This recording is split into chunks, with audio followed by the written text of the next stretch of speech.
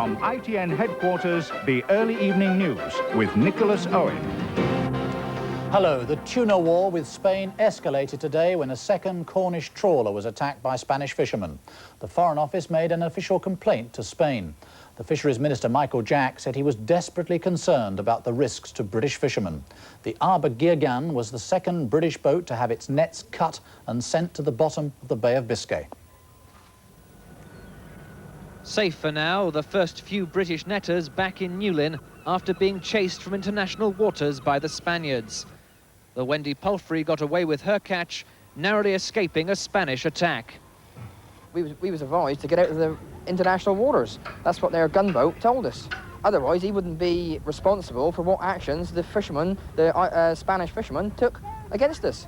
It's international waters, like, everyone's got a right to be there who's fishing there, and the action they're taking is, like, it was a horror story. A horror story for the pilot Star, one of 3 vessels that have now been attacked by Spanish boats. HMS Anglesey is now on the scene to protect other vessels in the area. The Spanish fleet claim British nets break EC law, their size and number giving an unfair advantage against the Spaniards who use lines. Well, the unilateral action by certain individual Spanish fishermen is extremely dangerous. I think this kind of almost pirate-type approach is one which is very dangerous, puts lives at risk, and is not the way to solve this type of issue. Tuna fishing is one of the few expanding areas for British fishermen, and rights to it will be hotly contested in the weeks to come. Oliver Phillips, ITN, in Newlyn. Next on the early evening news, the rail signal supervisor strike vote. The union considers its next move. A holiday price war breaks out for next year's rush to the sun. And happy birthday, ma'am, on your 94th. The result is expected any time now in the ballot of RMT railway signal supervisors. If they vote to join the dispute, the continuing industrial action will be much more effective.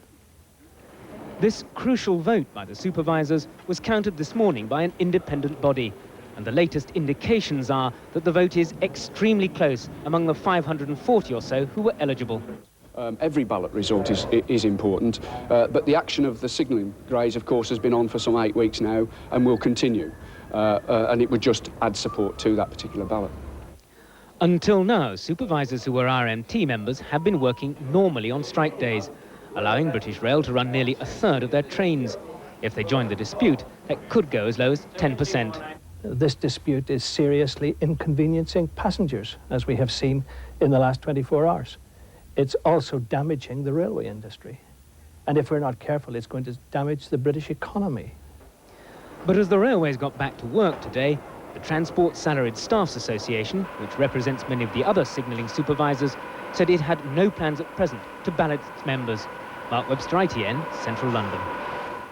The mother of a 12-year-old boy, last seen on Monday with a tattooed man, has appealed for him to come home. Ian Hartney from Wigan disappeared after a row with his mother about his pets. He left a note asking her to return the animals to the pet shop. Runaway Ian Hartney headed first for Wigan town centre when he left home 4 nights ago. Ian is just 12 but looks older. He and another boy were befriended by a tattooed stranger. All 3 camped out overnight in a Wigan park. The next day, Ian disappeared with the stranger, who's described as in his 30s or 40s, with a moustache and a missing front tooth. Today, Ian's mother made an anguished appeal to her son, please come back. I appeal to Ian to come home, and we're all worried sick, and love you very much. If the stranger is watching or listening, please bring Ian back or take him to the nearest police station. At this pub in the Lake District village of Shap came the most positive sighting of Ian and the stranger. They drank, ate and played pool, laughing together. They had a laugh at the bar and when they were deciding what to eat, and yeah, he didn't seem, disturbed in any way. Officers don't believe Ian's in any immediate danger. They just want him to go home. Howell Jones, ITN, in Wigan.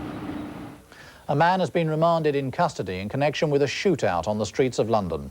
1 policeman was wounded and a gunman killed.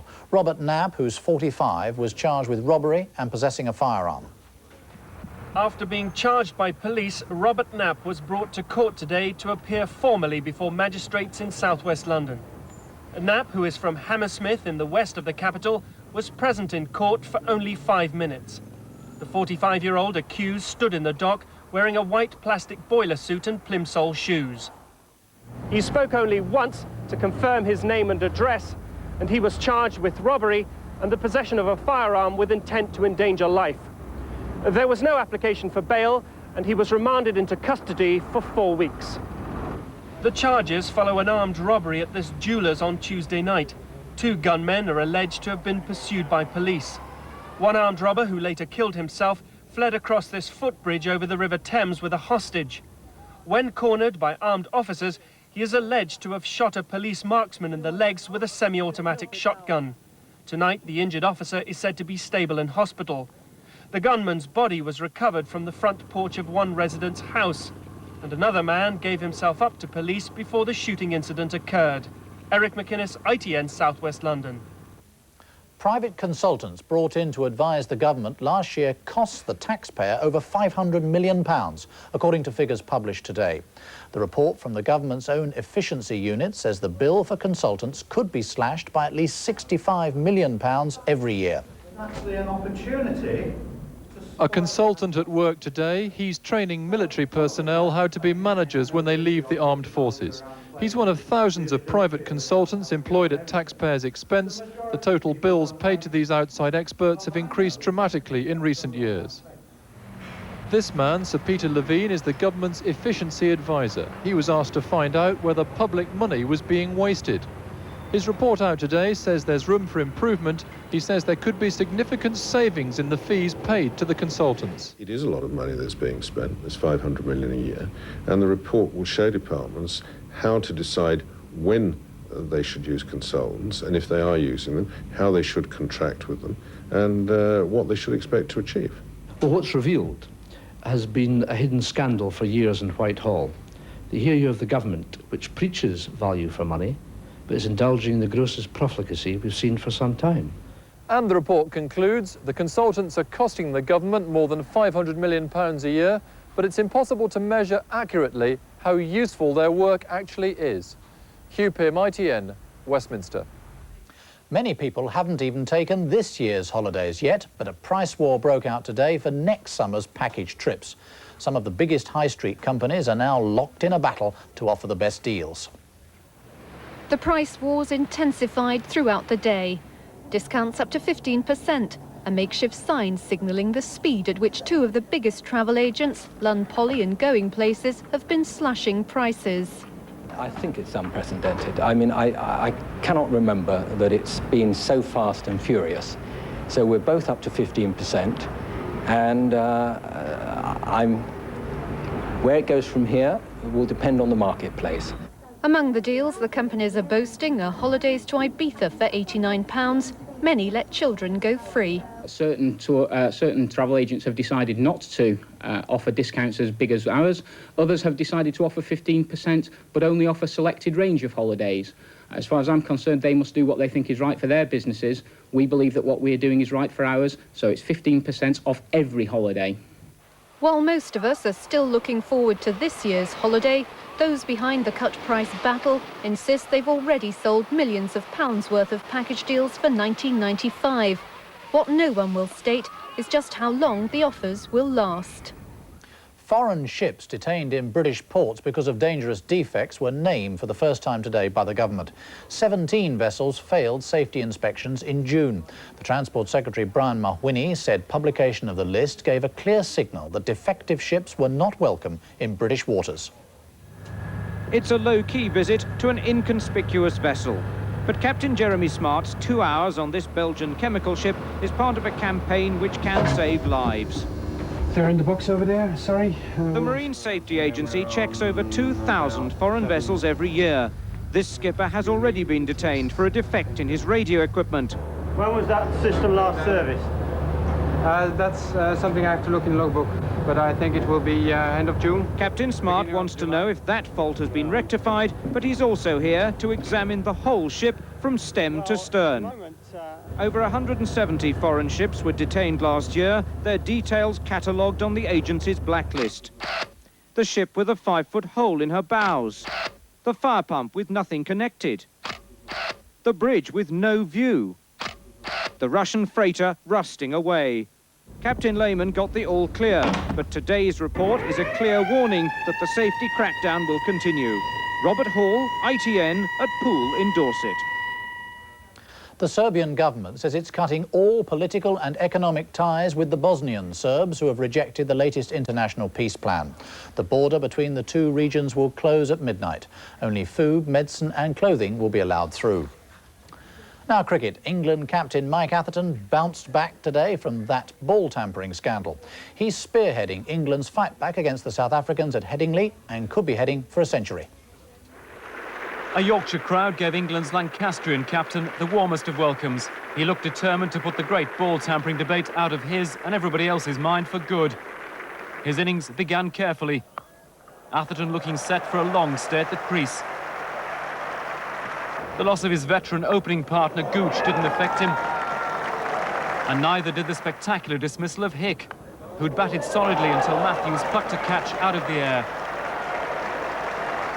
By now, Atherton had put together a workmanlike half-century. It had taken some time, but it confirmed that his concentration hadn't been affected. And in Graham Thorpe, who reached his 50th speed, the captain had found the perfect foil. Stewart, demoted to number 5, looked happy to wait his turn. By mid-afternoon, the carnage was so great the crowd were baiting South Africa's bowlers at any sign of suspicious activities. But nothing was distracting Atherton, who was by now opening up and taking what was left of the shine off the ball and the bowling.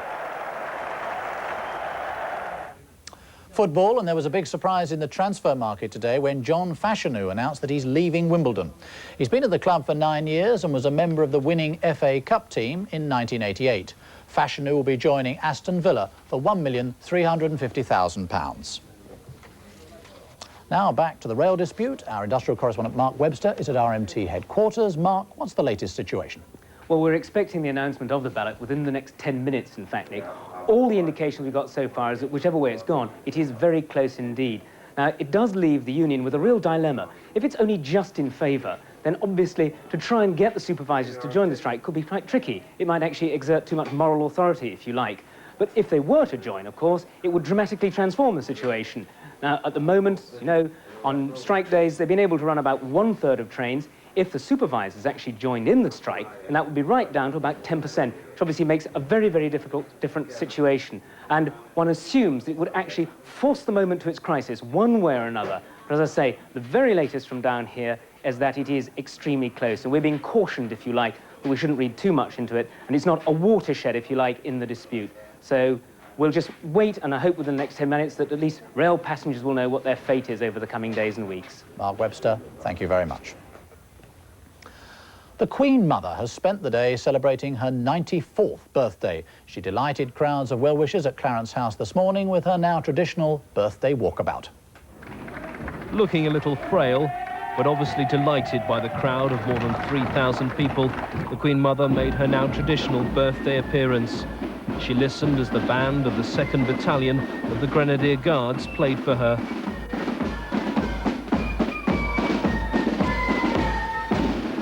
A procession of children of all ages then came up, and she put her walking stick to one side to take the flowers they'd brought.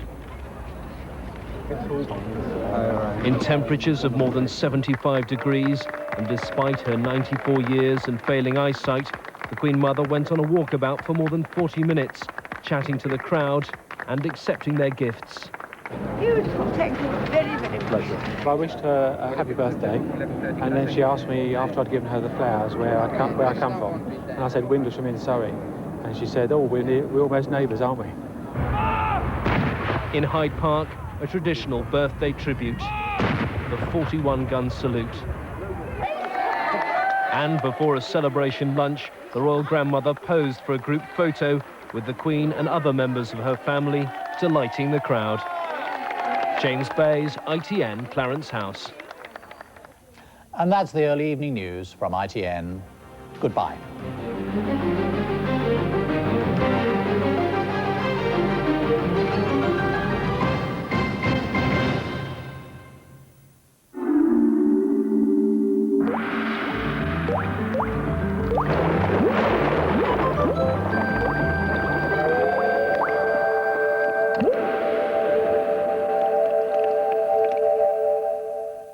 Hello, good evening. Well, it's been a sticky, thundery day in many parts of the country, particularly in the east, and there's more thundery downpours to come tonight, I think particularly in southeastern parts of England, and it will be once again a sticky night, but these thundery downpours are a little more localised, so inevitably a few places are going to stay dry. Now, the fresher weather is there, though it's coming into the west and to the north as we go through this evening and tonight, and then through tomorrow. The humid, thundery weather gradually moves away as we all get into this drier, brighter and fresher weather. What a relief that'll be. But let's start in the southeast, and the remnants of this evening and tonight's thundery showers still lingering around in the southeast early tomorrow. But that gradually be clearing away as the skies brighten up. To the west, a little bit misty across central and western parts of England and Wales, but even there you'll find the sun breaking through. Rather more heavier showers coming towards western and northern Scotland for a while. Even here there's some sunshine, and then gradually as we go through the day, many of the showers dying out. In fact, it should become confined to the far north by the end of the day. Temperatures tomorrow, well, certainly fresher than we saw today in central and southeastern parts. Top perhaps 23, 24, that's into the 70s Fahrenheit. Generally speaking, well, mid to upper 60s across the north and the west. What about the weekend then? Well, basically Saturday for most of us, for most of the day, is fine and dry. Temperatures, well, into the 70s in most places. Maybe some sunshine here and there. Temperatures tend to cool down a little bit in the southeast as the wind freshens from the east, and southern districts tend to become cloudy late in the day. Now, for the bulk of the country, most of the weekend looks like being fine and dry with some sunshine. Good evening. Sponsored by PowerGen, a partner in Kinetica Natural Gas.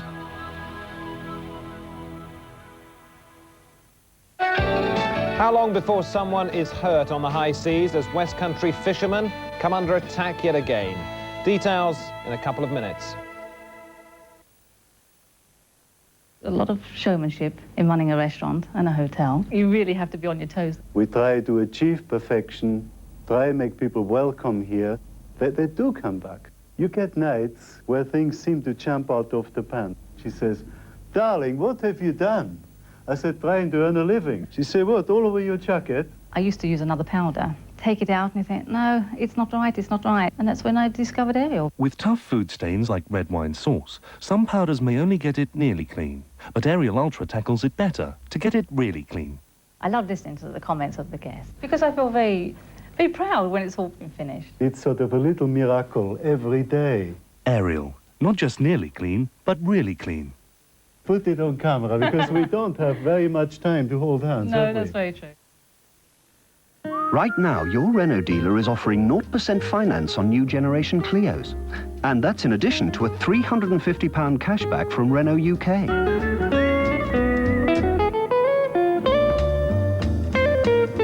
Go for a new look this summer. Visit your Southwest Renault dealer today. On holiday, have a super day out at Land's End. Breathtaking scenery and lots of fun and excitement. Free entry for adult accompanied children at Land's End. Weep for the crispy bits. These plucky innocents ask only to pursue their dream of maximum crispiness. And what do? We tie them down in toffee. We chain them in chocolate.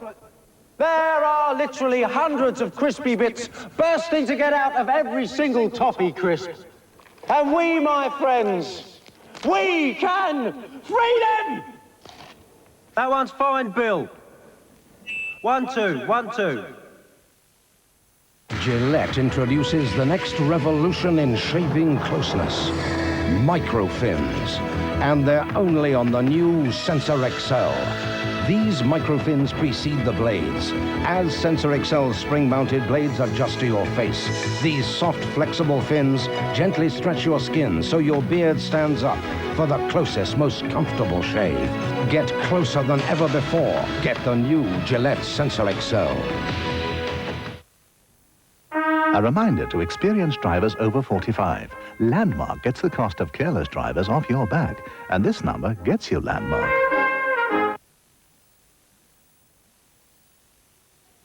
Fancy some late-night social degradation? Dr. Crane? Christina Harper. I just bought you. How about a touch of intellectual deprivation? Hello, I'm your Conservative Party candidate. Enjoy then.